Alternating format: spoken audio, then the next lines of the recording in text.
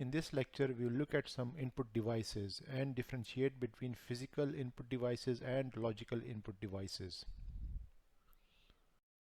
Inputs provided by the user control the program. Users can provide this input through physical devices such as keyboards, mouse, trackball. Inputs can also be characterized as logical devices. For example, we can have an XY position on the screen specified or an object identified from a menu item chosen. Both these can be performed by the same input device. So we can perform this or this action through the mouse. Alternatively, we can provide the XY position through multiple physical devices. For example, right now I'm using a stylus on a touch screen to provide an XY location to the program. I could have also used the mouse to provide an XY location to the program. Here we have images of some typical input devices. We all know the mouse. It has a small trackball underneath it and two click buttons and a scroll wheel. A trackball is a stationary device where the ball can be moved in 2 dimensions and it has additional buttons.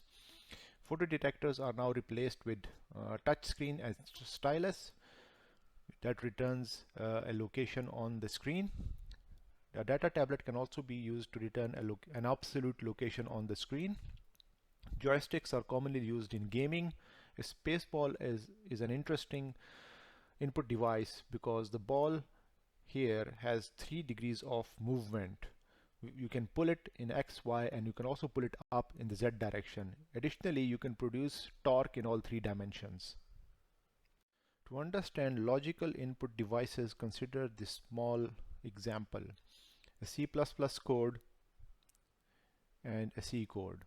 In both cases, the program does not know where the input is coming from or which type of physical device is giving the input. It could be a keyboard or it could well be coming from a file. The value of X could be coming from a file, or it could also be coming from another program. So this code basically provides a logical input which is of type integer regardless of what the physical device is. Older APIs defined 6 specific types of input. A locator, which returns a position, for example clicked by a mouse or a stylus. Choice, this returns one of n discrete items such as menu item. String, this returns a strings of characters, for example from a keyboard Y key presses. Stroke, it returns an array of positions such as the ones returned by my stylus while I'm drawing on this slide. Valuator, this returns a floating point number.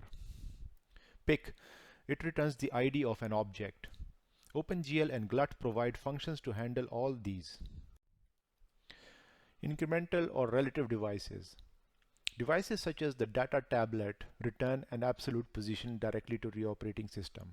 However, devices such as the mouse, trackball, and joystick return incremental inputs or velocities to the operating system.